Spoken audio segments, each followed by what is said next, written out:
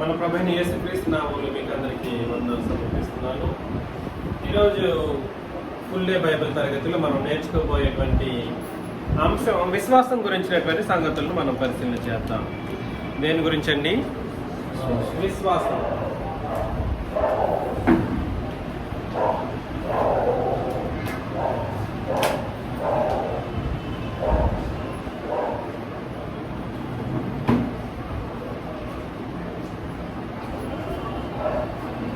విశ్వాసము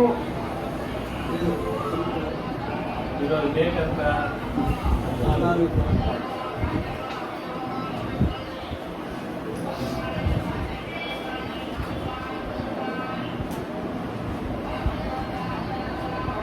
విశ్వాసం అనే పదాన్ని హెబ్రీలో రచెట్స్ అంటారు, గ్రీకులో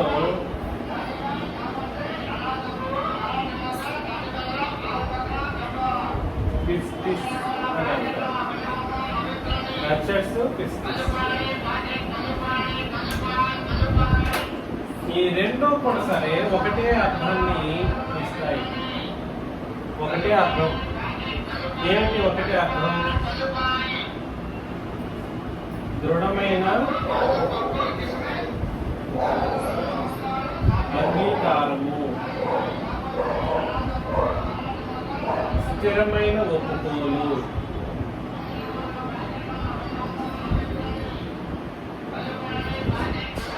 దృఢమైన అంగీకారము, స్థిరమైన ఒప్పుకోలు. ఇది గుర్తుపెట్టుకోండి. చాలా చాలా చాలా చాలా కీలకమైనటువంటి ఒక సంగతి. దృఢమైన అంగీకారము, స్థిరమైన ఒప్పుకోలు. ఈ రెండు పదాలు మీరు గుర్తుపెట్టుకోవాలి. రచెట్స్ అని అన్నా, పిస్టిస్ అని అన్నా ఒకటే అర్థాన్ని ఇస్తుంది. అది ఏమిటి అది అని అంటే విశ్వాసం అని తెలుగు పదం.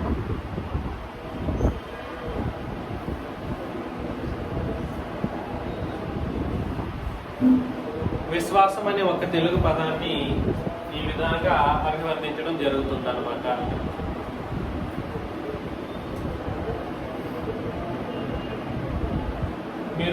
నేను మీకు ప్రేమతో హెచ్చరించే విషయం ఏమిటంటే, అది పాత నిబంధన కావచ్చు, క్రొత్త నిబంధన కావచ్చు, లేదా పాత నిబంధనకు ముందున్న పితరుల యుగంలో కావచ్చు, అందరి యొక్క జీవన విధానాలు దీని మీదనే ఆధారపడి ఉండాల్సిన పరిస్థితి ఉంది. దేని మీద? విశ్వాసం మీద. విశ్వాసము అనేది నిబంధన సంబంధమైన ఒక కార్యక్రమం అన్నమాట. విశ్వాసం అనేది ఏంటండి? నిబంధన సంబంధమైనది. ఇంతకీ నిబంధన అంటే అర్థం ఏమిటి? ఏమైనా ఐడియా ఉందా? నిబంధన ఏమిటి? నిబంధన అనగానే ఏమిటి? నిబంధన అనగానేమిటి? రెండు వర్గాల మధ్య జరిగిన, రెండు వర్గాల వారి మధ్య జరిగిన ఒడంబడిక లేదా ఒప్పుకోలు.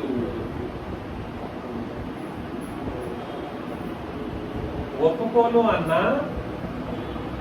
అంగీకారం అన్నా రెండు ఒకటే. అగ్రిమెంట్. ఒప్పుకోలు అన్నా, అగ్రిమెంట్ అన్నా రెండు ఒకటే, లేదా అంగీకారం అన్నా ఒకటే. ఇందుని బట్టి మీకు ఏం అర్థమైంది? ఒకసారి మీ మెదడుకు మ్యాథ్ వేసి చూడండి. దీన్ని బట్టి మీకేం అర్థమైంది?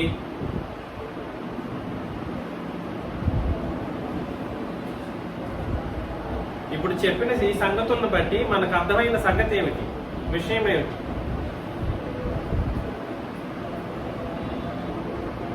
ఏమందట్లేదా? ఏంటండి? నిబంధన అనే ఒక మాట, ఒప్పుకోలు, అంగీకారమే రెండు నిబంధన బట్టే జరుగుతుంది. నేను ఏదైతే చెప్పాలనుకుంటున్నానో ఆ సంగతి మీరు అంగీకరిస్తేనే, లేదా మీరు ఒప్పుకుంటేనే నేను మీరు కలిసి ఒక కార్యక్రమం చేయటానికి సాధ్యం అవుతుంది. దాన్నే నిబంధన అంటారు, లేదా అగ్రిమెంట్ అని అంటారు. అదే విధంగా విశ్వాసం కూడా సరే. అర్థం ఏమిటి? నేనేమని రాశాను? దృఢమైన అంగీకారము, స్థిరమైన ఒప్పుకోలు. అంటే ఏమిటి? దీన్ని బట్టి మనకేం అర్థమవుతుంది? నిబంధన మరియు విశ్వాసము, నిబంధన మరియు విశ్వాసము రెండు సమానమైనటువంటి రీతిలో కలిగినటువంటి ఒక పద్ధతిని ఏమంటారంటే ఆత్మ సంబంధమైనటువంటి కార్యక్రమం అని అంటారు అనమాట. ఆత్మ సంబంధమైనది ఎటువంటిది? ఆత్మ సంబంధమైనది. నిబంధన అంటే రెండు వర్గాల మధ్య జరిగిన ఒప్పుకోలు లేదా అంగీకారం, అగ్రిమెంట్. అది ఇది రెండు వర్గాలు ఒప్పుకుంటేనే కొనసాగింపులో ఉంటది. అదే విధంగా విశ్వాసం అనేది ఎవరి మీద ఉంచేది? విశ్వాసం అనేది దేవుని మీద ఉంచేది. ఎవరి మీద ఉంచుతాము? లేదా క్రీస్తు మీద. ఇది దైవ కార్యక్రమము. ఇది నిబంధన అగ్రిమెంట్ అనేది మనుషులు కూడా చేసుకోవచ్చు. ఎవరు చేసుకుంటారు? మనుషులతో చేసుకుంటేనేమో అది నిబంధన అవుతుంది, వ్యక్తిగతమైనటువంటి నిబంధన లేదా మానవ జాతికి సంబంధించిన సర్వసాధారణమైనటువంటి మాట. అదే ఈ నిబంధన అనేది విశ్వాస కోణంలో దేవుని మీద ఉంచామనుకోండి, అది ఆత్మ సంబంధమైనది, ఇది భౌతిక సంబంధమైనది. అర్థమవుతుంది నేను చెప్పింది? భౌతిక సంబంధమైన దానికి ఆత్మ సంబంధమైన దానికి తేడా మనకు అర్థం కావాలి. అయితే దేవుడైనా కూడా సరే మనతో ఎలాంటి నిబంధనను కుదుర్చుకునేటువంటి పరిస్థితుల్లో నిబంధన కోణంలో తీసుకొచ్చినప్పుడు ఈ నిబంధన అనేది విశ్వాసం ద్వారా కలిగేటట్లు చేసేది దేవుడు అంగీకరిస్తాడు. ఎలాగా? నిబంధనను విశ్వాసం ద్వారా ఎవరైతే కార్యక్రమం చేశారో వాళ్ళనే దేవుడు అంగీకరించిన వాడిగా ఉంటారనమాట. ఆయన కూడా దేవుడు కూడా సరే, లేదా క్రీస్తు కూడా సరే నీ విశ్వాసాన్ని చూపిస్తానంటే కుదరదు, నిబంధనను బట్టి రావాలి. ఆయన ఇచ్చిన ఆజ్ఞలకు ఒప్పుకొని ముందుకొస్తే అప్పుడు ఈ టర్మ్స్ అండ్ కండిషన్స్ మనుషులు సృష్టిస్తారు. ఇక్కడ ఉన్న నిబంధన దైవ కార్యక్రమాలకు సంబంధించింది అయితే దేవుడే సృష్టించిస్తే దానికి మనం ఒప్పుకుంటే అప్పుడు ఏం జరుగుతుందనంటే విశ్వాస కోణంలో దేవుని యందు మనం విశ్వాసం ఉంచాము, క్రీస్తు నందు మనం విశ్వాసం ఉంచాము అని చెప్పడానికి అవకాశాలు ఉంటాయి. ఈ బేసిక్ సంగతి తెలియకుండా అనవసరమైనటువంటి అనేక కార్యక్రమాల్లో మానవ జాతిని కొట్టుబెట్టాడుతూ లేనిపోని సంగతులు బోధించడం మనం గమనిస్తూ ఉంటాం. నువ్వు క్రీస్తుని విశ్వసించావా, నమ్ముకున్నావా అని అంటే ఆన్సర్ చాలా మంది చాలా విధాలుగా చెబుతారు. అందుకే అన్నాను, నీ విశ్వాసం అనేది నిబంధనతో ముడిపడి ఉంటేనే దాన్ని దేవుడు పరిగణలోకి తీసుకుంటాడు. విశ్వాసం అనేది నిబంధనతో ముడిపడకపోతే అది దయ్యపు విశ్వాసం అనే ఆలోచనలో కూడా మనం చేయొచ్చు. ఎందుకంటే దయ్యాలు కూడా సరే దేవుని నమ్మి ఏం చేస్తాయి? ఒప్పుకుంటాయి కాదు, వణుకుతాయి అని అంటారు. మనకంటే దారుణంగా వణుకుతాయి అంట. దయ్యాలు ఏం చేస్తాయి? దేవుని నమ్ముతాయి, అవి కూడా నమ్ముతాయి. దాని నమ్మకానికి విశ్వాసానికి మన విశ్వాసానికి తేడా ఏమిటి? మనకంటూ నిబంధన ఇచ్చాడు, దానికి నిబంధన అంటే ఏమీ లేదు. అది అపవాది, అది పాపానికి సంబంధించినటువంటి కోణంలో దేవుడు శిక్షిస్తాడన్న భయంతో అవి నమ్మి వణుకుతాయి. అంతే తప్ప ఇంకేమీ నిబంధనను బట్టి అవి వచ్చే కార్యక్రమాలు అయితే ఖచ్చితంగా లేదు. సో మిమ్మల్ని నేను ప్రేమతో హెచ్చరిస్తున్న విషయం ఏమిటంటే విశ్వాసము మరియు నిబంధన రెండూ కూడా సరే అవినాభావ సంబంధంలో సమానత్వ స్థితిని కలిగి ఉండాలి మన జీవితాల్లో. ఎలాగా?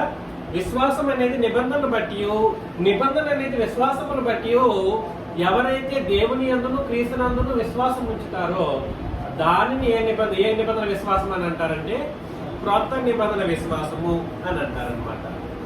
అయితే ఈ నిబంధన క్రొత్త నిబంధనగా రాసుకున్నాం అనుకోండి, ఇది క్రొత్త నిబంధన అయింది అనుకోండి. క్రొత్త నిబంధన అయితే దీని టర్మ్స్ అండ్ కండిషన్స్ వేరే విధంగా ఉంటాయి. ఇదే పాత నిబంధన అయింది అనుకోండి,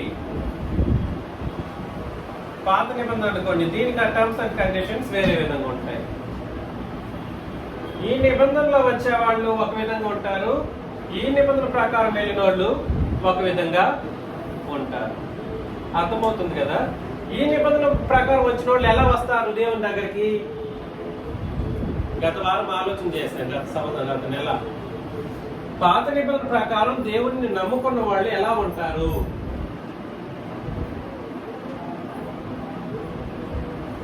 ఏమైతే లేదా? పాత నిబంధన ప్రకారం దేవుని నమ్ముకున్న వాళ్ళు చేసే మొట్టమొదటి కార్యక్రమం ఏమిటి?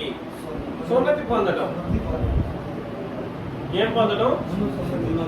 ఎన్నో రోజు పొందుతారు ఇశ్రాయేలీయులు? 8వ రోజు పొందుకుంటారు. ఎన్నవ రోజు? 8వ రోజు. అపోస్తల కార్యములు 15వ అధ్యాయం మొదటి వచనం చదవండి. అపోస్తల కార్యములు 15వ అధ్యాయం మొదటి వచనం.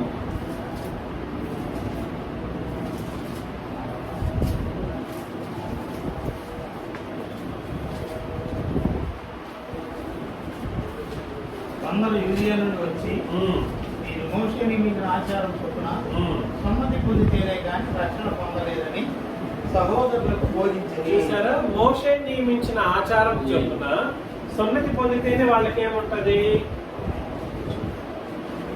పొందలేదని సహోదరులకు బోధిస్తున్నారు. సున్నతి పొందితేనే రక్షణ. పాత నిబంధన ప్రకారం లేదా దేవుని ప్రజలుగా వాళ్ళు ఏం చేయబడతారు? పిలువబడతారు. సున్నతి పొందుకుంటేనే వాళ్ళు దేవుని ప్రజలు. సున్నతి పొందకపోతే వాళ్ళు దేవుని ప్రజలు కాదు, వాళ్ళు అన్ని జనులతో సమానం. ఈ విషయం మనకు అర్థం కావాలి. సంగతులు మనకు తేటగా చెప్పడం జరిగింది. మీరు దయచేసి ఈ రోజు చెప్పబోయే విషయాలను మనసు పెట్టి వినవలసినటువంటి పరిస్థితులు ఉన్నాయి. మనసు పెట్టి వింటేనే నేను ఈరోజు చెప్పబోయే విషయాలు మనకు అర్థం కాగలం. నేను తుడిచేస్తున్నాను, జస్ట్ అర్థం కోసం రాశాను. ముఖ్యంగా నేను ఇంతకు ముందు తెలియచేసిన ఒక విషయాన్ని మరలా ఒక టచ్ అప్ ఇస్తాను. ఏమిటి ఈ సంగతి? ఆదికాండం 1వ అధ్యాయం నుండి నిర్గమకాండం 18, తర్వాత మత్తయి 27, మార్కు 15, లూకా 23, యోహాను 19. ఇక్కడ ఏం జరిగింది? తర్వాత ప్రకటన 22. మత్తయి ఆదికాండం 1వ అధ్యాయం నుండి నిర్గమకాండం 18వ అధ్యాయం వరకు పితరుల యుగము.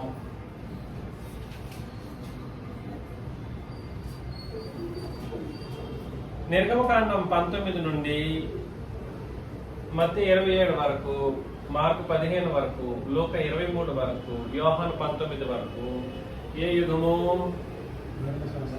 ధర్మశాస్త్ర లేదా పాత నిబంధన యుగము.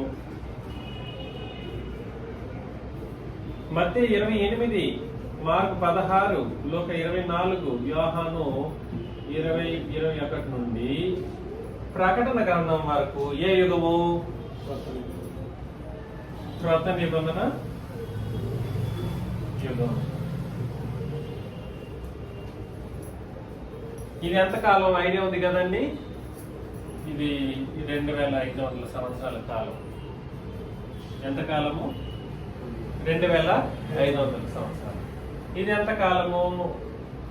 ఇది 1500 ప్లస్ 400 సైలెంట్ పీరియడ్ ప్లస్ 33.5 సంవత్సరాలు.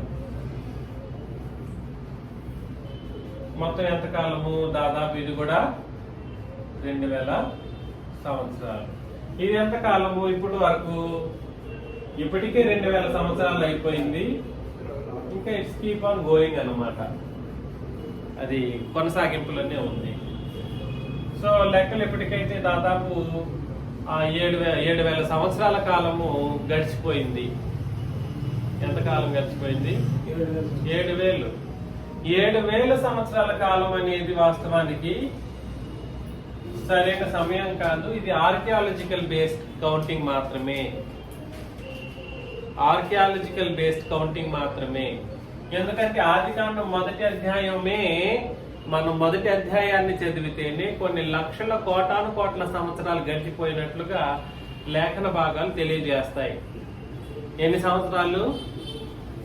లక్షల కోట్ల సంవత్సరాలు అయిపోయినట్లుగా మనం చదివితే అర్థమవుతుంది. దాన్ని వివరించాలి. ఎప్పుడైనా వివరిస్తాను. నేను వివరించుకునే బాను, ఖచ్చితంగా వివరిస్తాను. మొదటి అధ్యాయంలోనే లక్షల సంవత్సరాలు గడిచిపోయాయి. ఆ తర్వాతనే ఆదాము సృష్టించబడిన తర్వాత ఆదాముకు మొదట పుట్టిన వాడని కయ్యను అన్నటువంటి మాటలు మనకు కనపడకపోయినప్పటికీ మనోళ్ళు ఏమనుకున్నారంటే కయ్యనే మొదట పుట్టాడు అన్నట్లుగా అనుకున్నారు. కానీ కయ్యను మొదట పుట్టినవాడు కాదు. హేబేలును బట్టి కయ్యను రాయబడ్డాడు. ఈ కయ్యను హేబేలు ఎందుకు వాళ్ళ పేర్లు రాయబడిందనంటే క్రీస్తు యొక్క మరణాన్ని వాళ్ళు ఏం చేస్తారు? క్రీస్తు యొక్క రక్తాన్ని బట్టి వాళ్ళ హేబేల్ యొక్క రక్తం అనేది పోల్చబడాలి. కాబట్టి క్రీస్తు యొక్క రక్తంతో హేబేల్ అనే ఆ పరిశుద్ధుని యొక్క రక్తం అనేది పోల్చబడడం కొరకు ఆ ఇద్దరి పేర్లు రాశారు. అంతే తప్ప అంతకుముందు మనుషులు ఆదామికి పుట్టలేదన్నది వాదన కాదు. ఇక్కడ మరలా చెప్తున్నాను, ఆదామికి అంత కయ్యను కంటే కొన్ని వేల సంవత్సరాలు, 900 సంవత్సరాల కాలం బ్రతికాడు. 900 సంవత్సరాల కాలంలో 700 సంవత్సరాల్లోనే వీళ్ళు పుట్టుండొచ్చు, కయ్యను హేబేలు.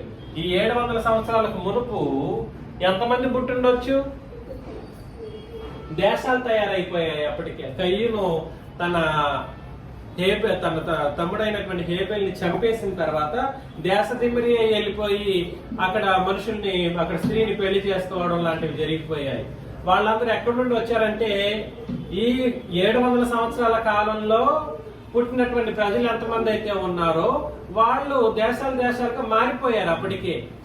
కాబట్టి సంగతి ఏమిటంటే గుర్తుపెట్టుకోండి, క్రొత్త నిబంధన కానీ పాత నిబంధన కానీ పేర్లంటూ రాయబడ్డాయి అంటే పేర్లు రాయబడ్డం కారణం ఏమిటంటే అది క్రీస్తుకి ఎలాగైనా వాళ్ళు క్రీస్తు మరణానికి క్రీస్తు రక్తానికి వాళ్ళు ముడిపడి ఉంటారు. కాబట్టి ఒకసారి హెబ్రీ పత్రికలో ఆ విషయాన్ని చదివేయండి. హెబ్రీ పత్రిక 12వ అధ్యాయం 24. హెబ్రీ పత్రిక 12:24. క్రొత్త నిబంధనకు మధ్యవర్తి అయిన యేసునందుకును హేబేలు కంటే మరీ శ్రేష్టముగా పలుకు ప్రోక్షణ రక్తం. చూసారా? హేబేలు యొక్క రక్తం కంటే మరీ శ్రేష్టముగా పలుకు ప్రోక్షణ రక్తమునందుకు మీరు వచ్చి ఉన్నారు. హేబేలు రక్తం ఏం చేసిందంటే తనను చంపిన తన అన్న అయినటువంటి కయ్యూను మీద ఏం చేసింది? కయ్యూను మీద ఏం చేసింది? నేరారోపణ చేసింది, అపరాధం మోపింది, నేరారోపణ చేసింది. కాబట్టి అట్లాంటిది కాదు క్రీస్తు యొక్క రక్తము అని అన్నాడు అన్నమాట. అంతకంటే శ్రేష్టముగా పలుకు ప్రోక్షణ రక్తము. ఎంత బాగుందో చూడండి. ఈయన యొక్క రక్తాన్ని తీసుకెళ్లి ఎవరి యొక్క రక్తంతో పోల్చాడు? హేబేల్ యొక్క రక్తంతో పోల్చాడు. కాబట్టి ఏం చేయడం జరిగింది? హేబేల్ పేరు రాయడం కొరకు కయ్యను అనేవాడు పుట్టాడు. క్రీస్తు కొరకు వీళ్ళందరూ పుట్టుకుంటూ వచ్చారు. క్రీస్తును నిలబెట్టడం కొరకు ఆయన వంశావళికి గాని లేదనంటే ఆయన మరణానికి గాని కోరిలేట్ అయ్యేటువంటి మనుషుల యొక్క పేర్లు మాత్రమే పాత నిబంధనలోను పితరుల నిబంధనలోను పేర్లు రాయబడ్డాయి తప్ప మిగిలినోళ్ళు పుట్టలేదని కాదు దాని అర్థం. మరే దాస్ గారు వాళ్ళ ఇంట్లో వాళ్ళిద్దరే ఉంటారంటే వాళ్ళకి పిల్లలు లేరని దాని అర్థం. నిన్న వెళ్ళాను, వాళ్ళ ఇంట్లో వాళ్ళిద్దరే ఉన్నారు, వాళ్ళకి పిల్లలు లేరా? ఎందుకు లేరు? ఏంటండి ఇది అజ్ఞానంతో కూడినటువంటి ఆలోచన విధానం. అందుకే క్రీస్తు సంఘంలో వాళ్ళు కూడా ఈ విషయాన్ని గుర్తించకుండా పుట్టి మొట్టమొదటి పుట్టిన వాడు కయ్యను అంటారు, తర్వాత హేబేలు పుట్టాడు అంటారు. అది కాదు సంగతి. పుట్టడానికి కారణం ఏమిటంటే క్రీస్తు యొక్క రక్తంతో ఆ హేబేలు అనే పరిశుద్ధుని యొక్క రక్తం, అతను పరిశుద్ధుడే హేబేలు, అతని యొక్క అర్పణలను దేవుడు అంగీకరించినాడు. అయినప్పటికీ కూడా సరే అతని పరిశుద్ధతను క్రీస్తు యొక్క పరిశుద్ధమైన రక్తంతో పోల్చబడినప్పుడు అది మహాశ్రేష్టమైనది అనే ఉద్దేశంతో మనందరికీ అర్థం కావాలన్న కోణంలోనే సంగతులు రాయబడ్డాయి తప్ప కయ్యను హేబేలు కంటే ఇంకొకరు పుట్టలేదనడానికి ఉద్దేశించి రాయలేదు గ్రంథంలో పేర్లు. అర్థమవుతుంది కదండి? అర్థమవుతుందా లేదా? సరే, ఇంకా సో అంతవరకు ఇది ఆపేస్తున్నాను. సో పితరులను దాదాపు ఆర్కియాలజికల్ స్ట్రక్చర్ ని బేస్ చేసుకుని 2500 సంవత్సరాలే అయినప్పటికీ వాస్తవికతను బట్టి ఆలోచన చేసినప్పుడు కొన్ని లక్షల కోట్ల సంవత్సరాలు గడిచిపోయాయి భూమి ఉత్పత్తి అయ్యి మొదలుకొని. గుర్తుపెట్టుకోండి, ఎన్ని సంవత్సరాలు? లక్షల సంవత్సరాలు, కోట్ల సంవత్సరాలు అయిపోయాయి. Millions of the years have been surpassed. ఇది 2500 సంవత్సరాలు. దీన్ని బట్టి మనకు ఇక్కడ అత్యంత ముఖ్యమైనటువంటి సంగతిని మనం అర్థం చేసుకోవాలి. ఏమిటి ఆ ముఖ్యమైన సంగతి అని అంటే, ఈ క్రీస్తు యొక్క సిలువలో ఇది 27వ అధ్యాయం కానీ, మార్క్ 15 కానీ, లోక 23 కానీ, యోహాను 19 కానీ క్రీస్తు యొక్క సిలువను వివరించే అధ్యాయాలు. ఈ అధ్యాయాలు ఏవైతే ఉన్నాయో ఈ అన్నిటిలో ఈ నిబంధన కొట్టివేయడం జరిగింది. ఏ నిబంధన కొట్టివేయడం జరిగింది? ఈ అధ్యాయాల్లో ధర్మశాస్త్రం అనే పాత నిబంధన ఈ చివరి 33.5 సంవత్సరాలు, ఈ అధ్యాయాలకు చివరి 33.5 సంవత్సరాలు లేదా ఈ ధర్మశాస్త్ర యుగపు చివరి 33.5 సంవత్సరాల కాలంలో యేసు ప్రభు ధర్మశాస్త్రాన్ని సంపూర్ణంగా నెరవేరుస్తూ వచ్చారు. సంపూర్ణంగా నెరవేర్చినందుకు ఏమైంది చెప్పండి? సంపూర్ణంగా నెరవేర్చినందుకు ఏమైంది? నెరవేర్చబడినందుకు ఆయన శరీరమే ధర్మశాస్త్ర పత్రంగా మారిపోయింది. ఏంటిది? ఆయన శరీరమే ఏమిగా మారిపోయింది? పాత నిబంధన పత్రంగా, దేవుడు రాసిన 10 ఆజ్ఞలు కలిగిన పత్రంగా తన శరీరం మార్చివేయబడింది. అంటే దాన్ని సంపూర్ణంగా నెరవేర్చగలిగిన ఆయన ఒకే ఆయన ఎవరు? ప్రభువైన యేసుక్రీస్తు. కొలస్సీ పత్రిక 2వ అధ్యాయము 13-14 వచనాల్లో ఆ విషయం మనం చదువుతాం. కొలస్సీ పత్రిక 2వ అధ్యాయం 13-14 వచనాలు. అపరాధముల వలన శరీరమందు సున్నతి పొందక ఇండుట వలన మీరు మృతులై ఉండగా, మరియు అపరాధములను శరీరమందు సున్నతి పొందక ఇండుట వలన మీరు మృతులై ఉండగా, దేవుడు వ్రాతరూపమైన ఆజ్ఞల వలన మన మీద రుణముగాను మనకు విరోధముగాను. మనం అని అంటే మా సున్నతి పొందని వాళ్ళు ఎవరు? అన్ని జనులకి విరోధంగా ఉండిన పత్రం ఏంటి? ధర్మశాస్త్రం, పాత నిబంధన పత్రం. అది ఏం చేయబడింది?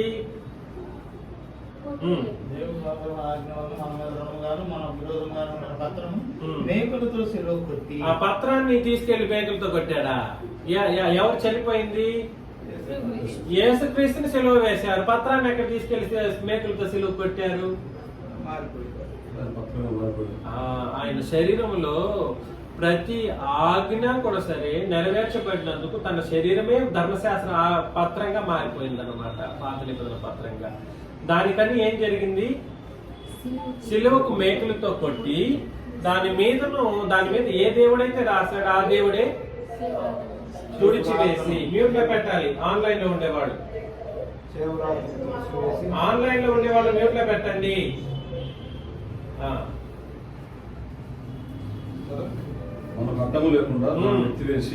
ఆ ధర్మశాస్త్రం అనే పత్రాన్ని అన్ని జనులకు అడ్డం లేకుండా దాన్ని ఎత్తివేసి మనకందరికి కూడా సరే పాప క్షమాపణ లేదా అపరాధం అనేది క్షమాపణ ద్వారా దొరికి ఆయన క్షమించి ఆ. ఆయనతో కూడా మిమ్మల్ని జీవింపజేశాను. దేని వల్ల మనం మరణించామంట? అపరాధముల వలన శరీరమందు సున్నతి పొందక ఇండుట వలన మీరు మృతులై ఉండగా అని అన్నాడు. అపరాధం చేస్తే సున్నతి లేని వాళ్ళని దేవుడు ఎలా చూస్తారు? మృతులైన వాళ్ళగా చూస్తారు. ధర్మశాస్త్రం కొట్టివేసిన తర్వాత ఏం జరిగిందంటే అన్ని జనులు కూడా సరే అపరాధములను బట్టి క్షమించబడి ఆయనతో కూడా మిమ్మల్ని ఏం చేశాడు? జీవింపచేసెను. ఏం చేశాడు? ఏమైనా అర్థం అవుతుంది నేను చెప్తున్నది? దయచేసి గుర్తించండి, చాలా చాలా ఇంపార్టెంట్ విషయం ఇది. ఇది అయిపోయిన తర్వాత వచ్చిన నిబంధన ఏదైతే ఉందో కొరింథీయులకు రాసిన మొదటి పత్రిక 11:25లో మనకందరికి తెలిసిందే. భోజనమైన పిమ్మట ఈ పాత్ర ఉమ్. నా రక్తం వలన పాత్రని ఈ పాత్ర నా రక్తం నా రక్తం వలనైనా క్రొత్త నిబంధన. క్రీస్తు యేసు రక్తం చిందించడం ద్వారా ఏ నిబంధన ఏర్పాటు చేయడం జరిగింది? ఆయన సిలువలో రక్తం కార్చాడు. కార్చి ఏ నిబంధన ఏర్పాటు చేశాడు? క్రొత్త నిబంధనను ఏర్పరిచాడు. అర్థమవుతుంది కదండి? రక్తం కార్చడం ద్వారా ఏ నిబంధన ఏర్పాటు చేయడం జరిగింది? క్రొత్త నిబంధన. ఈ క్రొత్త నిబంధన ఎవరికి? ఈ క్రొత్త నిబంధన రెండు రకాల ప్రజలకి. ఈ క్రొత్త నిబంధనలో సువార్త సర్వలోకానికి, ఈ క్రొత్త నిబంధనలో నిబంధన ఆజ్ఞలు ఏవైతే ఉన్నాయో అవి ఎవరికి? ఏంటండి? ఎవరికి? ఆజ్ఞలేమో సంఘానికి, సువార్తనేమో సర్వలోకానికి. ఈ రెండింటినీ కలిపితే ఏ నిబంధన అని అన్నారు? క్రొత్త నిబంధన. ఏ నిబంధన? దయచేసి గుర్తించండి. ఇది సర్వలోకానికి, ఇది ఆజ్ఞలు ఎవరికి? వెళ్ళి ఎవరో తెలియని వాళ్ళని తీసుకెళ్ళి నువ్వు ఈ ఆజ్ఞను పాటించలేదు, నువ్వు ఆజ్ఞలు పాటించలేదు కాబట్టి నువ్వు పాపం చేసావని అన్నావు అనుకోండి, ఎట్లుంటది పరిస్థితి? ఆజ్ఞలను పాటించకపోవడం ద్వారా నువ్వు పాపం చేస్తున్నావు అని అంటే అదేమిటి? అది పద్ధతి? అది పద్ధతి. సో క్రొత్త నిబంధన అనేది రెండు రకాల రెండు సంగతులతో ముడిపడి ఉన్నది. అదేమో ఒకటి సువార్త, అది సర్వలోకానికి. రెండు ఆజ్ఞలు, అది సంఘానికి. ఇప్పుడు మీరు టక టక టక టక వచనాలు చదువుకుంటూ రావాలన్నమాట.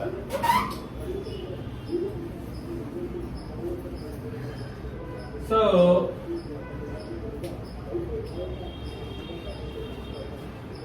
రోమిలకు రాసిన పత్రిక మొదటి అధ్యాయం, రోమిలకు రాసిన పత్రిక మొదటి అధ్యాయం మొదటి 4 వచనాలు మనం చదివినట్లయితే, యేసుక్రీస్తు దాసుడును అపోస్తలుడుగా పిలువబడిన వాడును. సరే, 4 నుండి 6 చదివేయండి. దేవుడు తన కుమారుడును మన ప్రభువునైన యేసుక్రీస్తు విషయమైన ఆ సువార్తను పరిశుద్ధ లేఖనములు, దేనిని? సువార్తను పరిశుద్ధ లేఖనములు యందు తన ప్రవక్తల ద్వారా ముందు వాగ్దానమే చేశాడు. యేసుక్రీస్తు శరీరం బట్టి దావీదు సంతానముగాను, శరీరాన్ని బట్టి అయితే దావీదు సంతానం, మృతులలో నుండి పునరుద్ధానుడైనందున పరిశుద్ధమైన ఆత్మను బట్టి దేవుని కుమారుడుగాను. అక్కడ పరిశుద్ధ ఆత్మ కాదు, పరిశుద్ధమైన ఆత్మ. పరిశుద్ధ ఆత్మకి పరిశుద్ధమైన ఆత్మకి తేడా ఉందా? ఇది తేడా కూడా గుర్తించండి. పరిశుద్ధాత్మకి పరిశుద్ధమైన ఆత్మకి తేడా ఉండాలి. అదే నేను చెప్తున్నది. నేను కూడా అదే చెప్తున్నాను శేషు గారు. పరిశుద్ధాత్మకి పరిశుద్ధమైన ఆత్మకు తేడా ఉంది. పరిశుద్ధమైన ఆత్మను బట్టి దేవుని కుమారుడుగాను ప్రభావముతో నిరూపింపబడిను అంటే అర్థమేమిటి? దీన్ని కూడా బాగా చదువుకున్న పెద్ద పెద్ద స్కాలర్లు అని చెప్పిన వాళ్ళు కూడా ఏం చేశారంటే, యేసుక్రీస్తు మరణానంతరమే దేవుని కుమారుడిగా అయ్యాడు అన్నట్లుగా చెప్పారు. కానీ ఆయన మరణంలో దేవుని కుమారత్వం అనేది నిరూపణ అయ్యింది, కానీ అప్పటి నుండి కుమారుడైతే ఏమన్నా అర్థమైంది నేను చెప్పింది? అప్పటి నుండి కుమారుడు కాదు, ఆయన కుమారత్వం అనేది మరణం వల్ల ఏం జరిగింది? నిరూపించబడింది ప్రభావంతో. అది కూడా సాదాసీదా కాదు, ఒట్టి మాటలతో చెప్పి చేసేది కాదు, ప్రభావంతో నిరూపించబడింది. ఈయన నామము నిమిత్తము సమస్త జనులు చూడండి, సర్వలోకము లేదా సమస్త జనులు అనే పదాల యొక్క అర్థం మీకు గుర్తు ఉండాలి. సర్వలోకము లేదా సమస్త జనులు విశ్వాసమునకు విధేయులైనట్లు. ఏంటిదంట అండి? దేనికి విధేయులు అవ్వాలి? ఆ విశ్వాసమునకు విధేయులగినట్లు ఈయన ద్వారా మేము కృపను అపోస్తులత్వమును పొందితేమి. మేమన్నోళ్ళు ఎవరు? అపోస్తులత్వం ఎవరైతే పొందుకున్నారో వాళ్ళు, అనగా అపోస్తలులు. ఎవరు వాళ్ళు? అపోస్తలులు. ఇది కండిషన్. సర్వలోకము లేదా సమస్త జనులు విశ్వాసములకు విధేయులయ్యేటువంటి ఒక కార్యక్రమం ఎప్పుడు జరిగింది అని అంటే, ఆయన కుమారుని మరణం తర్వాత క్రీస్తు యొక్క కుమారత్వం అనేది రుజువై నిరూపించబడిన తర్వాత, ప్రభావముతో నిరూపించబడిన తర్వాత అపోస్తలులు కృపను అపోస్తలత్వాన్ని పొందుకున్నారు. తద్వారా మనుషులు సమస్త జనులకు ఏమొచ్చింది? విశ్వసించే దేవుణ్ణి లేదా క్రీస్తుని విశ్వసించే అద్భుతమైనటువంటి అవకాశం, విశ్వసించే అవకాశం దక్కింది. ఏంటి ఎవరు మాట్లాడట్లేదు? కళ్ళు తెచ్చుకొని నిద్రపోతున్నారా?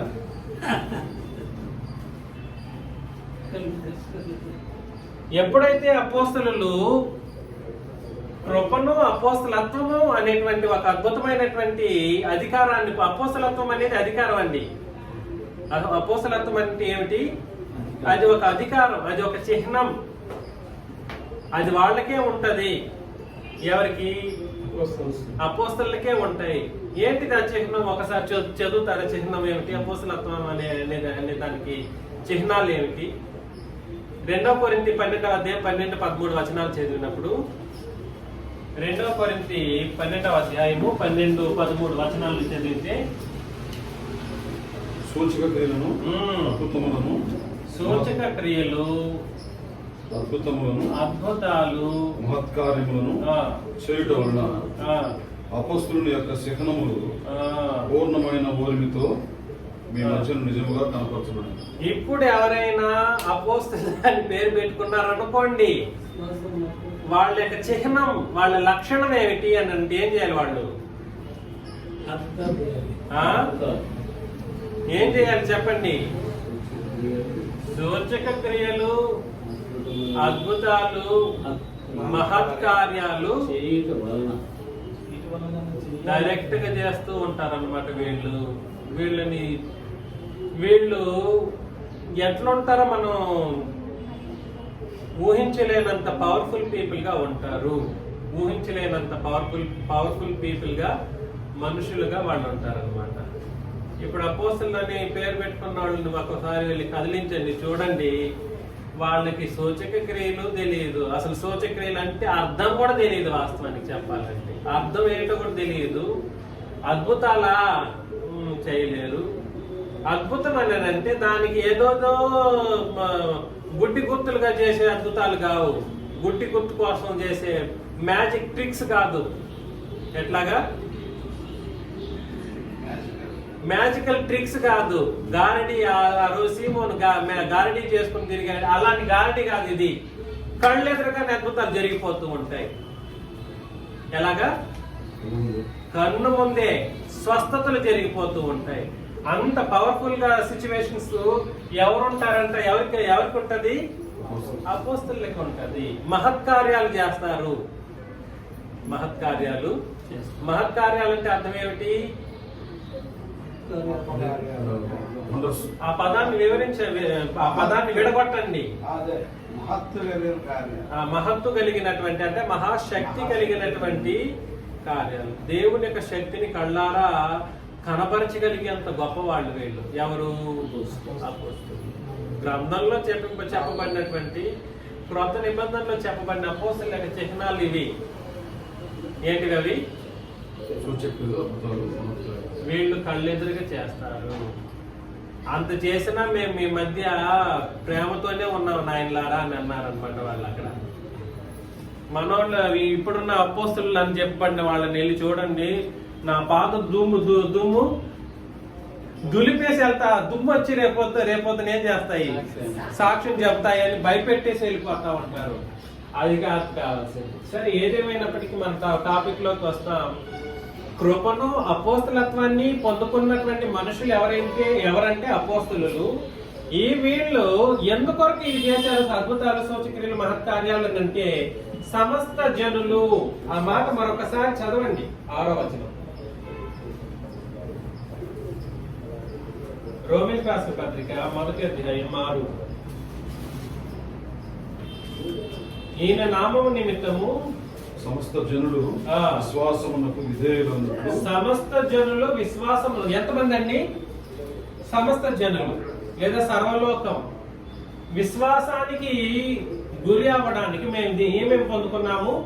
1 కృపను పొందుకున్నాం, 2 అపోస్తలత్వమును పొందుకున్నాం. ఇప్పుడు చెప్పండి, ఈ విశ్వాసం అనే ఒక కాన్సెప్ట్, ఈ విశ్వాసము ఇక్కడ చెప్పబడుతున్న విశ్వాసం అనే ఒక సంగతి ఎప్పటి నుండి ప్రారంభమైంది? 66 పుస్తకాల్లో ప్రారంభమైందా? ఆదికాండం 1వ అధ్యాయం నుండి ప్రారంభమైందా? లేదా పాత నిబంధనలో ప్రారంభమైందా? లేదా సిలువలో ఇది అందుకే ఇక్కడ గీత కూడా గీసారు. సిలువలో ఆయన మరణించడం ద్వారా సమస్త జనులు, సర్వలోకము, సమస్త ప్రజలు, సర్వ సృష్టి అనేటువంటి ప్రజలను పడినటువంటి వాళ్ళు ఎవరైతే ఉన్నారో వాళ్ళ కొరకు ఏర్పాటు చేయబడినటువంటి క్రొత్త నిబంధనకు సంబంధించిందా ఇక్కడ చెప్పబడినటువంటి సమస్త జనుల విశ్వాసం? నేను ఇంతకు ముందు చెప్పాను, ఇప్పుడు మళ్ళా చెప్తున్నాను. ఈ నిబంధన నిర్గమకాండం 18-19లో ఏర్పాటైనటువంటి నిబంధన ఏదైతే ఉందో, లేదా 19లో ఏర్పాటైన పాత నిబంధన ఎవరిది? అది ఇశ్రాయేలీయులకి. ఎవరికండి అది? ఇశ్రాయేలీయులకి. ఇది కూడా ఇశ్రాయేలీయులకి కాదు. మళ్ళా ఇందులో ఇశ్రాయేలీయులు లేరు. యాకోబు పేరు ఇశ్రాయేలుగా పిలువబడినప్పటికీ, యాకోబును బట్టి ఆ పేరు వచ్చినప్పటికీ, ఆ జనాంగాన్ని అతనికి పుట్టినటువంటి ఎంతమంది పిల్లలు?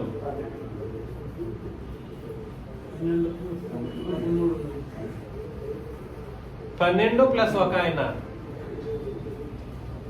అవునా? ఆ ఒక ఆయన యోసేపు. కాబట్టి యోసేపు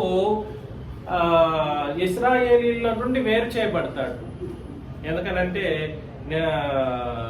ఐగుప్తు దేశానికి వెళ్ళిపోతే ఐగుప్తు దేశంలో అతను అక్కడ వెళ్ళి ఉంటాడు కాబట్టి వాళ్ళతో కలిసిపోతాడు. కాబట్టి ఇంకా అతన్ని వీళ్ళ లెక్కలో చేర్చరు. ఎవరి లెక్కలో చేర్చరు? ఇశ్రాయేలీ లెక్కలో చేర్చరు. అతను పరిశుద్ధుడే, దేవుని ముందు నీతిమంతుడే. కానీ ఇశ్రాయేలీ లెక్కలో అతను కానీ అతని కుటుంబీకులు కానీ చేర్చబడడానికి అర్హతను కోల్పోయింది. మీరు కానీ ఆదికాండం 50వ అధ్యాయాన్ని చదివితే ఆ విషయం మీకు చాలా క్లియర్ గా రాయబడి ఉంటుంది. ఎన్నో అధ్యాయము? 50వ అధ్యాయం. గుర్తు పెట్టుకున్న తర్వాత చదువుకోవచ్చు. ఆ 50వ అధ్యాయంతో యోసేపు యొక్క జీవితం కానీ అతని యొక్క సంగతులు కానీ అన్ని కూడా క్లోజ్ అయిపోతాయి. సో ఏదేమైనప్పటికీ దయచేసి గుర్తించండి, ఇది ఇశ్రాయేలీలు ఎన్ని గోత్రికులు? ఇప్పుడు 12. ఇక్కడేమో 12 ప్లస్ 1. ఇక్కడ ఇంతకు ముందు.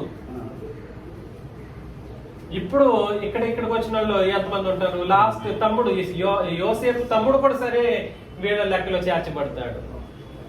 ఎవరు అతను?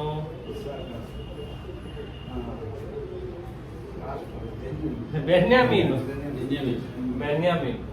సో అతను యాడ్ చేయబడతారు. ఏదేమైనప్పటికీ వాళ్ళు ఎంతమంది? 12 మంది. 12 మంది.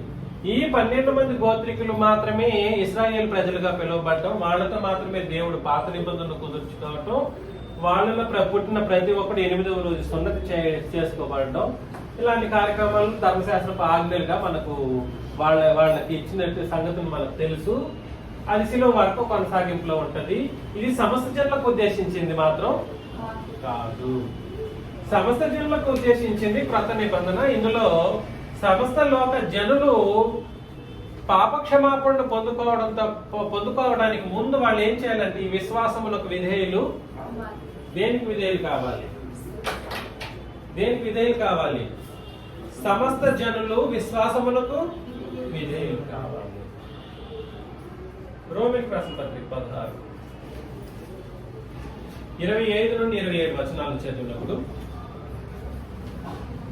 రోమిలకు రాసిన పత్రిక 16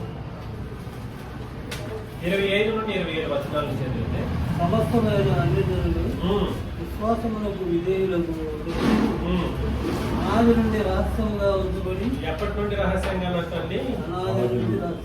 అనాది అంటే ఆది కాండం ముందు చూడండి. ఆది కాండం ముందు నుండి కూడా సరే అనాది ఉంది. ఈ సమస్త జనుల విశ్వాసం అనేది అనాది నుండి ఎలా ఉంచబడిందంట?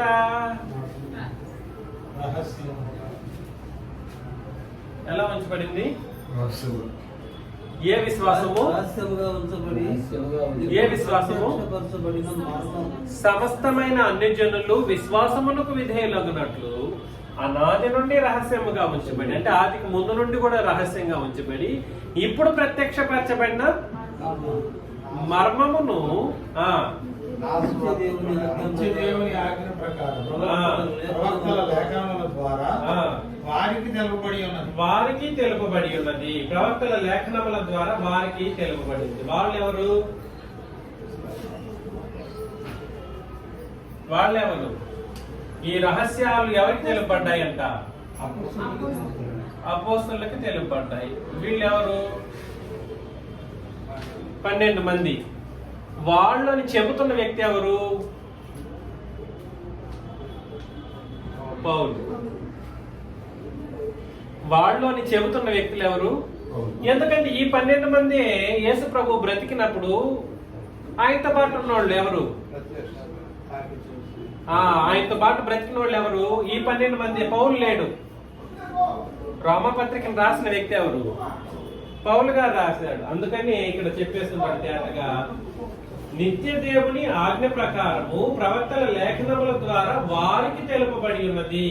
ఈ మర్మం ఎప్పటి నుండి రహస్యంగా ఉంచబడింది అంటే అనాది నుండి రహస్యంగా ఉంచబడి ఇప్పుడు ప్రత్యక్షపరచబడినటువంటి మర్మమును దేవుడు ఏం చేశాడు?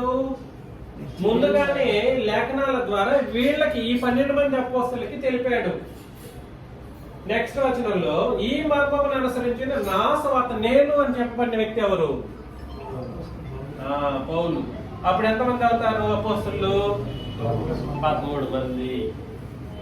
ఎంతమంది? సో ఈ మర్మమును అనుసరించిన నా సువార్త ప్రకారంగాను. కాబట్టి ఈ మర్మమును అనుసరించే సువార్త ఎవరైనా కూడా ఏం చేయాలి? సువార్తను ప్రకటించాలి. సువార్త ప్రకటన అనేది ఎటు పడితే అటు, ఎలా పడితే అలా చెప్పడం కుదరదు. అపోస్తలులకి ఆ స్వేచ్ఛ లేదు. ఎవరికి లేదు ఆ స్వేచ్ఛ? సువార్తను ఎటు పడితే అటు చెప్పడానికి అపోస్తలులకి అధికారం గాని స్వేచ్ఛ గాని లేదు. కాబట్టి వీళ్ళకి ఏదైతే సువార్తను అప్పగించాడో ప్రభువైన యేసుక్రీస్తు, వీరికి అప్పగించిన సువార్త మర్మాన్ని అనుసరించి నేను కూడా సరే సువార్త ప్రకారముగా యేసుక్రీస్తును కూర్చిన ప్రకటన ప్రకారముగాను మిమ్మల్ని స్థిరపరచుటకు శక్తిమంతుడును అద్వితీయ జ్ఞానవంతుడైన దేవునికి యేసుక్రీస్తు ద్వారా నిరంతరము మహిమ కలుగును గాక ఆమేన్ అని అన్నాడు అన్నమాట.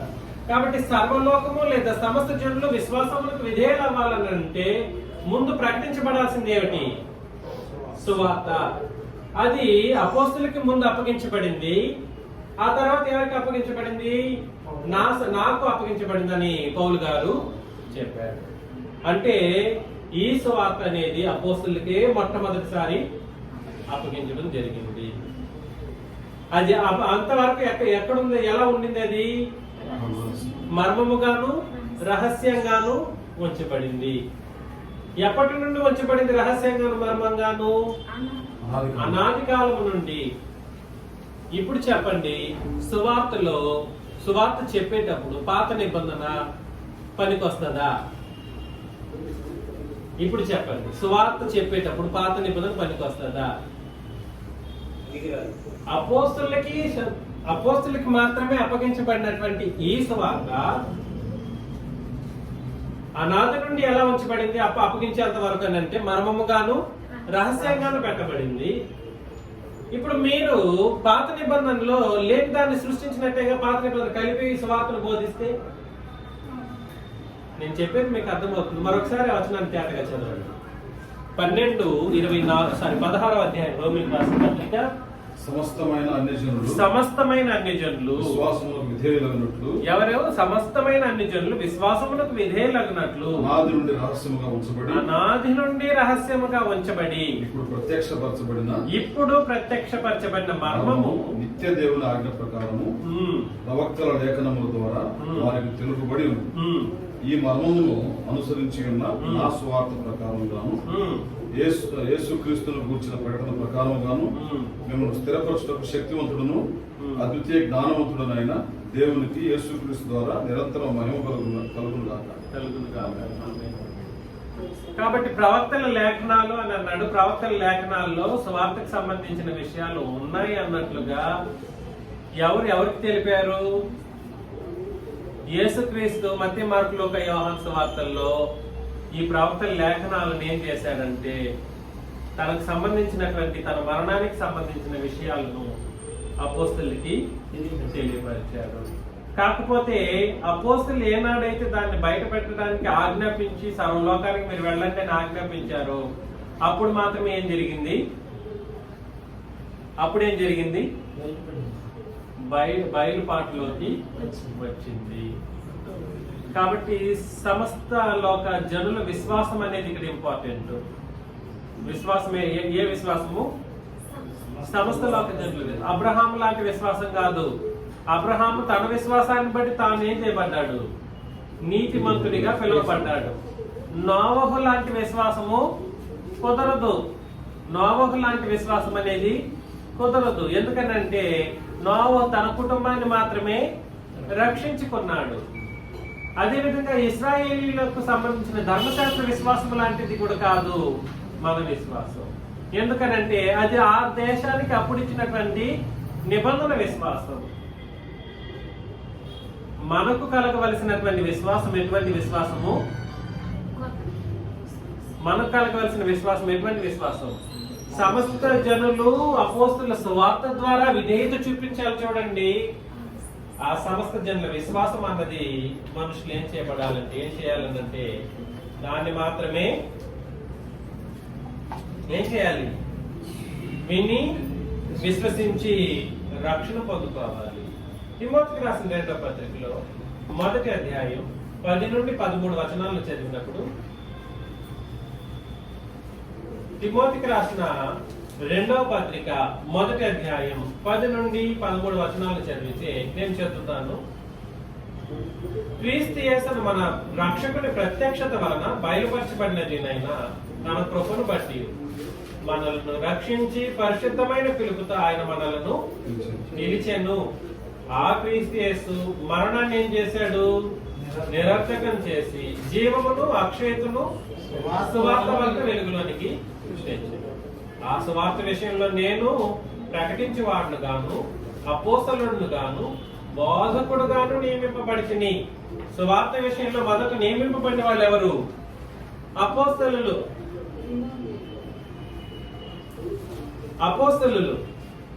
తిమోతికి పౌలు గారు రాస్తూ చెప్తున్నటువంటి మాట అది. తిమోతి అపోస్తలుడా? కాదు. సో ఆ స్వార్థ విషయంలో నేను ప్రకటించేవాడును గాను, అపోస్తలుడును గాను, బోధకుడి గాను నియమింపబడితిని. ఆ హేతువు చేత ఈ శ్రమలను అనుభవించుతున్నాను గాని నేను నమ్మిన వాని ఎరుగుదును గనక సిగ్గుపడను. నేను ఆయనకు అప్పగించిన దాన్ని రాబోచున్న ఆ దినం వరకు ఆయన కాపాడగలడని రూఢిగా నమ్ముకొంచున్నాను. 13వ వచనం, క్రీస్తు యేసునందు ఉంచవలసిన విశ్వాస ప్రేమలు కలిగిన వాడవై నీవు నా వలన వినిన హితవాక్య ప్రమాణమును చదవండి. 13 మరొకసారి. క్రీస్తు యేసునందు ఉంచవలసిన విశ్వాసం. ఉంచవలసిన విశ్వాసం ఏంటి? ఏ విశ్వాసం అది? ఎవడైనా విశ్వాసం ఉంచితే ఆ విశ్వాసం ఉంచడానికి కండిషన్ ఏమిటి? ప్రేమలు కలిగిన వాడవై. కండిషన్ ఏమిటి? విశ్వాస ప్రేమలు కలిగిన వాడవై నా వలన వినిన హితవాక్య ప్రమాణమును చూసారా? కాబట్టి క్రీస్తు నందు ఉంచవలసిన విశ్వాసానికి ప్రమాణం ఏమిటి? ఏమిటది? హితవాక్యం ఎవరి వలన విన్నారు? అది నా వలన అంటే పౌలు వలన విన్నారు, అనగా అపోస్తలుల ద్వారానే ఏం చేయాలి? ఎవరైనా కూడా సరే అపోస్తలులు బోధించినటువంటి బోధన బట్టి మాత్రమే నేను ఎవరైనా కూడా ఏం చేయాలండి? సువార్తను వినాలి. అంతేకాని పాత నిబంధన అపోస్తలులు బోధించిందా? పాత నిబంధన అపోస్తలులు బోధించారా? దయచేసి చెప్పండి. పాత నిబంధనను బోధించిన వాళ్ళు అపోస్తలులా? కాదు. పాత నిబంధన అపోస్తలులకి పాత నిబంధనలోని దృష్టాంతాలు కానీ లేదా అందులోని వాగ్దానాలు కానీ అందులోని కొన్ని విషయాలను యేసు ప్రభు వాళ్ళకి తెలియజేశారు తప్ప వాళ్ళు సొంతంగా ఏది వాడలేదు, చేయలేదు, యూజ్ చేయలేదు. తెస్సలోనికీయులకు రాసిన మొదటి పత్రికలో 2వ అధ్యాయం 12-13 వచనాలు చదివినప్పుడు, మొదటి తెస్సలోనికీయులకు రాసిన పత్రిక, తండ్రి తన బిడ్డల ఎడల నడుచుకున్న రీతిగా మీలో ప్రతివాని ఎడల మేము నడుచుకుంటామని మీకు తెలియదు. ఆ హేతువు చేతను మీరు దేవుని గురించిన వర్తమాన వాక్యము మా వలన అంగీకరించినప్పుడు. వర్తమాన వాక్యం అంటే అర్థం ఏమిటి? వర్తమాన వాక్యము అనగా అర్థం ఏమిటి? ప్రెసెంట్ కంటిన్యూస్ లో ఉన్నటువంటి వాక్యం. పాస్ట్ టెన్స్ లో ఉన్న వాక్యం కాదు. పాస్ట్ టెన్స్ ఏంటిది? పాస్ట్ లో ముగించింది ఏమిటి? పాత నిబంధన. దాన్ని కొట్టివేశాడు సిలువలో. అందుకని ఈ హేతువు చేత మీరు దేవునికి వచ్చిన వర్తమాన వాక్యం, నీకు దేవుడు ఎలా తెలుసు, నీకు క్రీస్తు ఎలా తెలుసు? వర్తమాన వాక్యం వలన మీరు అంగీకరించి దేవుణ్ణి తెలుసుకున్నారా? లేదా పాస్ట్ లో చెప్పబడిన లేఖన భాగాలను బట్టి దేవుని తెలుసుకుని విశ్వాసం ఉంచారా? అర్థమవుతుందా చెబుతున్నది? కాబట్టి నేను చదివేస్తున్నాను. ఆ హేతువు చేతను మీరు దేవునికి వచ్చిన వర్తమాన వాక్యము మా వలన అంగీకరించినప్పుడు మనుషుల వాక్యమని ఎంచక అది నిజముగా ఉన్నట్టు దేవుని వాక్యమని దానిని అంగీకరిస్తే గనుక మేము మానక దేవునికి కృతజ్ఞతాస్తుతులు చెల్లించుచున్నాం. ఆ వాక్యమే విశ్వాసులైన మీలో కార్యసిద్ధి. కాబట్టి ఏ వాక్యం మిమ్మల్ని విశ్వాసులుగా తీర్చగలుగుతుంది? మీ విశ్వాసానికి మూలం ఏమిటి అని అంటే క్రొత్త నిబంధన అనే వర్తమాన వాక్యం. భవిష్యత్తులో రాబోయేది ఇంకే లేదు. భవిష్యత్తులో ఇంకో వాక్యాన్ని దేవుడు ఎవడికి అందించడు. దేవుడు నాకు కనబడ్డాడండి, నన్ను పిలిచాడు, నేను నమ్ముకున్నానంటే అది వర్తమాన వాక్యం అవుతుందా? చెప్పండి. నాకు కనబడ్డాడు దేవుడు, తెల్లగా కనబడ్డాడు. నా ప్రభు చేతులు ఇంకా కూడా ఉందంట, ఆయన గాయమైన చేతులతో నన్ను తాకాడు. ఇట్లాంటి అంత పనికిరాని అబద్ధపు మాటలు. ఇంకా 2000 సంవత్సరాలుగా గాయం అలాగే ఉంటుందా? అసలు ఎంత పిచ్చి జనాలు! దాన్ని నమ్మే జనాలు వేల మంది, లక్షల మంది ఉన్నారు. సరే, ఏదేమైనప్పటికీ ఎవరైనా కూడా సరే విశ్వాసం అంటూ ఉంచితే దేన్ని బట్టి కలగాలి? విశ్వాసము వర్తమాన వాక్యం వలన అది మా వలన అని అన్నాడు. మేము అనేది ఎవరు వాళ్ళు? అపోస్తలులు. దయచేసి గుర్తించండి. ఇది ఒక ఫోటో తీసుకోండి.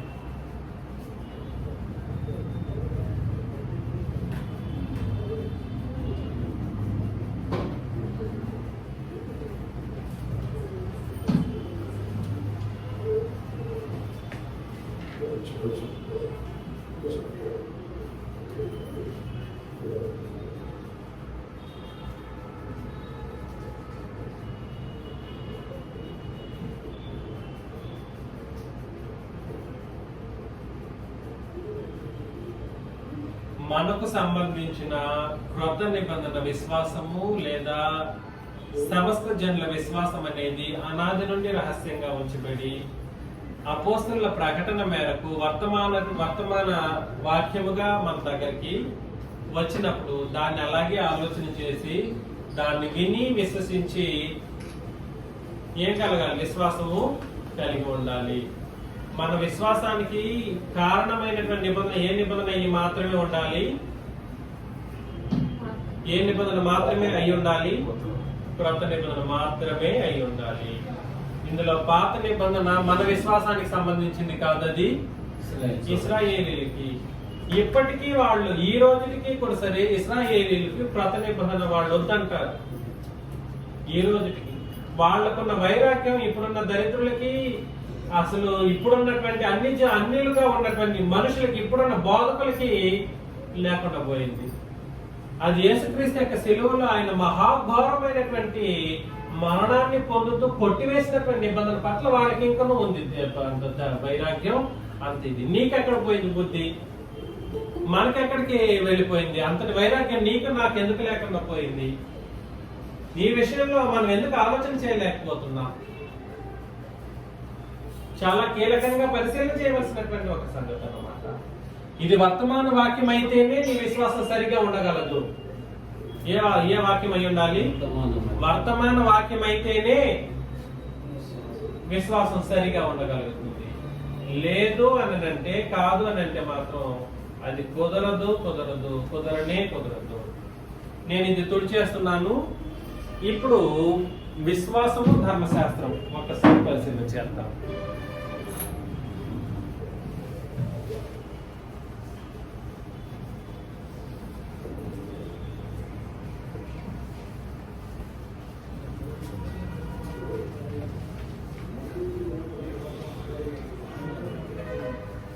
గలతీ పత్రికలో 3వ అధ్యాయం, గలతీ పత్రిక 3:22 నుండి 27 వచనాల వరకు చదువుతాను. యేసుక్రీస్తునందు విశ్వాసం మూలంగా కలిగిన వాగ్దానము ఎవరి అందులండి? విశ్వాసము కలిగిన వాగ్దానము ధర్మశాస్త్రం యొక్క స్పెషాలిటీ అన్నమాట.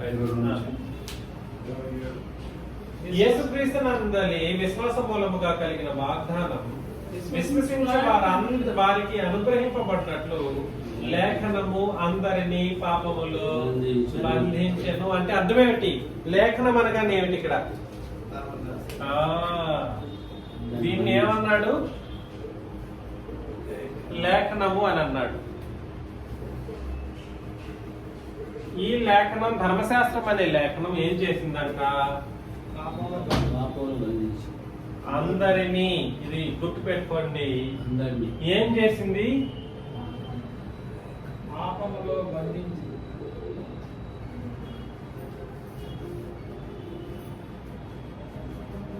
దీని అర్థం ఏమిటి? ఈ అందరూ అనేవాళ్ళు ఎవరు చెప్పండి చూద్దాం. ఈ అందరూ అనేవాళ్ళు ఎవరు? ఇటు ఇశ్రాయేలీలు, తర్వాత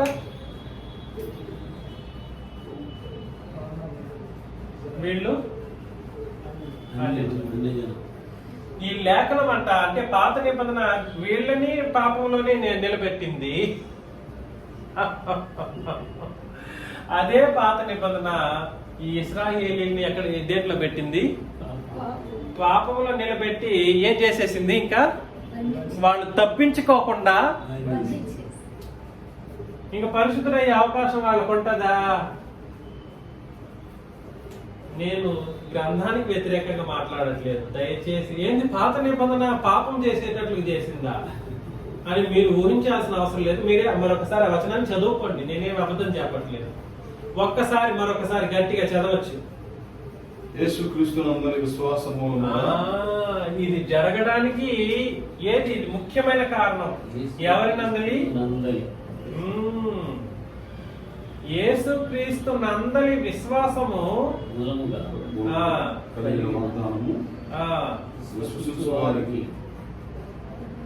విశ్వాసం ఎవరైతే ఉంచే వాళ్ళు ఉంటారో వాళ్ళు విశ్వసించువారు అని అన్నాడు.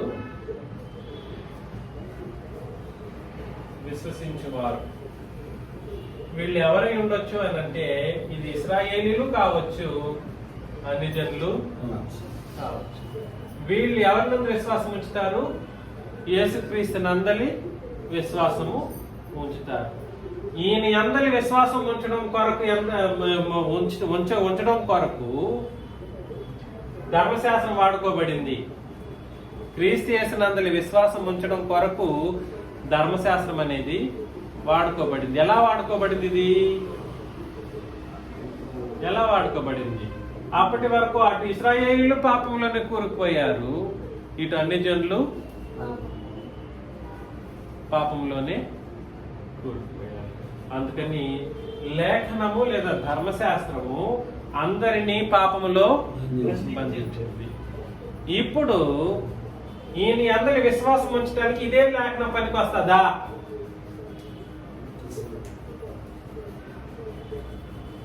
అదేమో ఆలోచన చేయండి. నేను సీరియస్ కాన్సెప్ట్ చెప్తా ఉన్నాను. ఇది నిత్యత్వానికి సంబంధించింది. I'm not bluffing here. I'm not provoking you to misunderstand the words of God.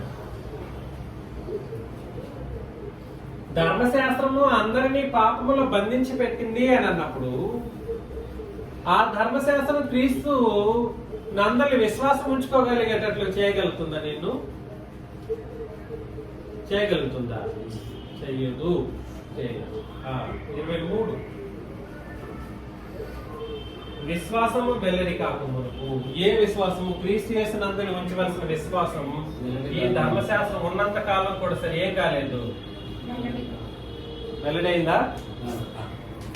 విశ్వాసం వెల్లడి కాకమునకు ఇక ముందుకు బయలుపరచబడబో విశ్వాసము అవలంబింపవలసిన భాగంగా చెరలో ఉంచబడినట్టు మనము ధర్మశాస్త్రమునకు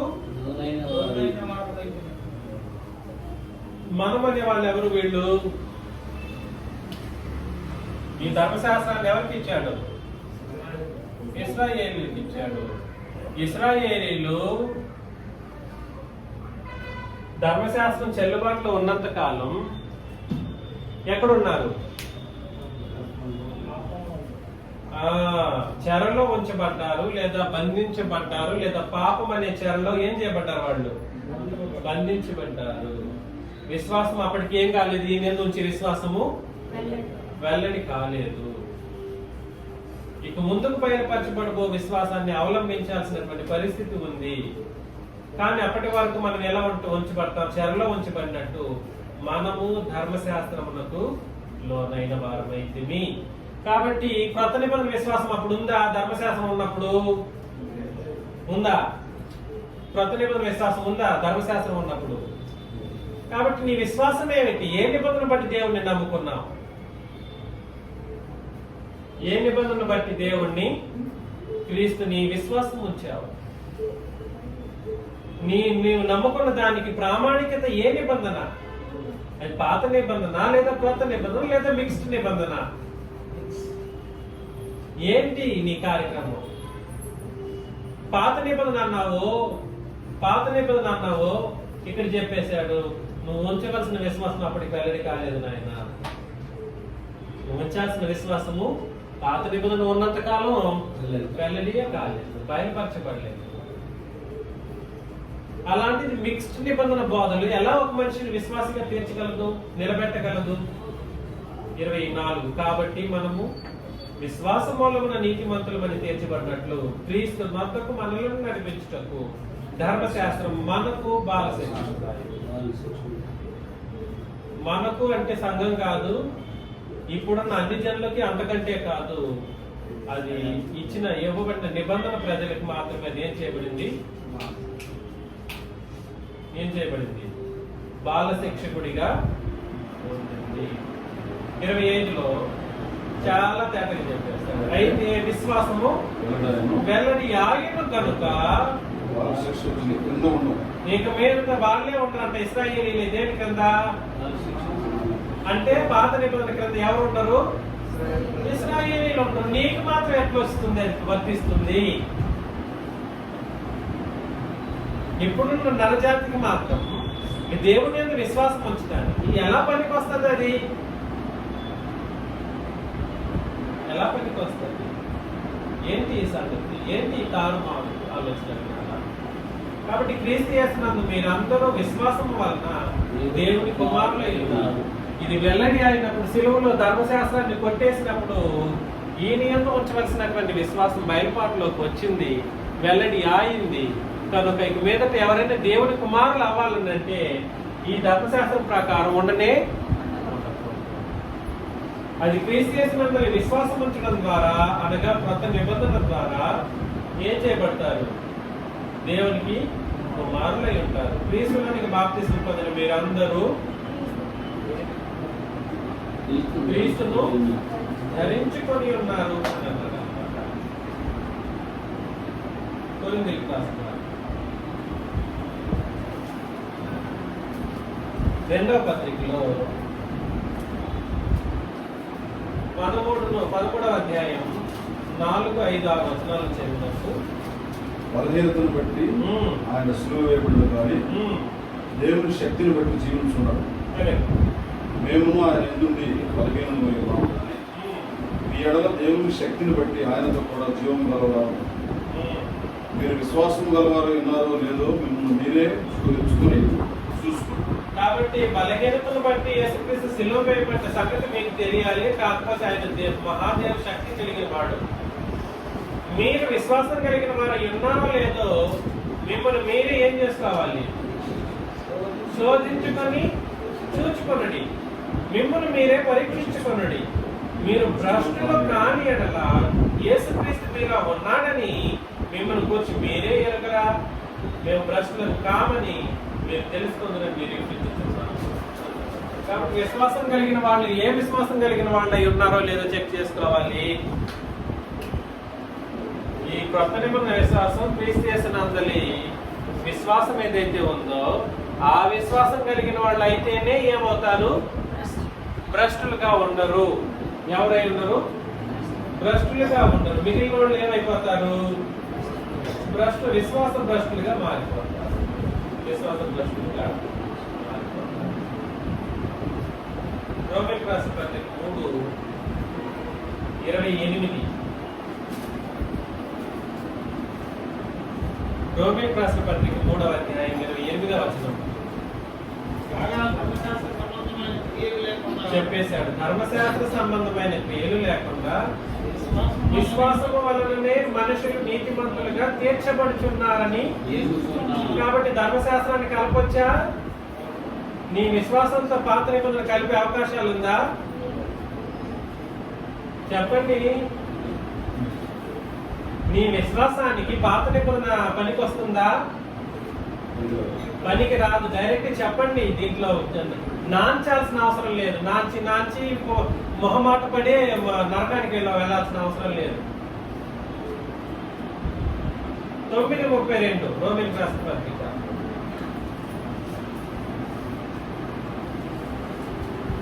రోమిలకు రాసిన పత్రిక 9:32. వారు విశ్వాసముగా కాక వీరు మూలంగా అయినట్టు దానిని పెట్టాడు. ఇదిగో నేను అడ్డు రాకని 9:32 అదేనా? వారు ఎందుకు అందుకొనలేకపోయారు? వారు విశ్వాసం ఇశ్రాయేలీలందరూ పరలోకాన్ని ఎలా చూశారంటే భూమి మీద ఇల్లు శుభ్రంగా పెట్టుకోవాలి, దేవుని గ్రంథాన్ని ప్రతిరోజు చదవాలి, రాత్రి పగళ్ళు. ఈ ట్రెడిషన్స్ ఉన్నాయి చూడండి, ఆచారాలు, వీటిని బట్టి వాళ్ళు క్రియారూపం దాచి నేను పరలోకం పోతాం అనుకున్నారు. వాళ్ళు అందుకే అందుకోలేకపోయారంట. వారు ఎందుకు అందుకోలేకపోయారు? వారు విశ్వాస మూలముగా కాక క్రియల మూలముగా అయినట్టు దాన్ని ఏం చేశారు? పాత నిబంధనను వాళ్ళు వెంటాడారు.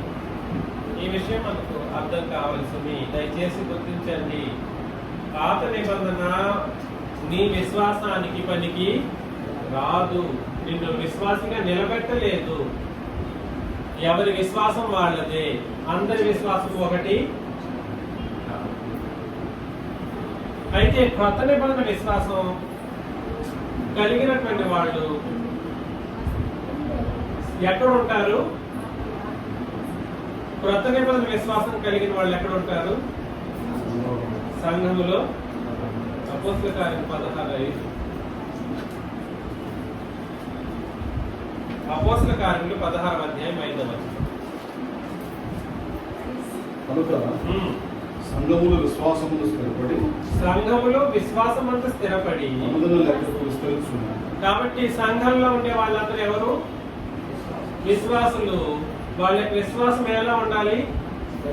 స్థిరంగా ఉండాలి. కాబట్టి మరుసటి సెషన్ లో సంఘం గురించి మరి విశ్వాసం గురించి ఆలోచనలు చేద్దాం. ఒక 15 minutes బ్రేక్ తీసుకొని మళ్ళీ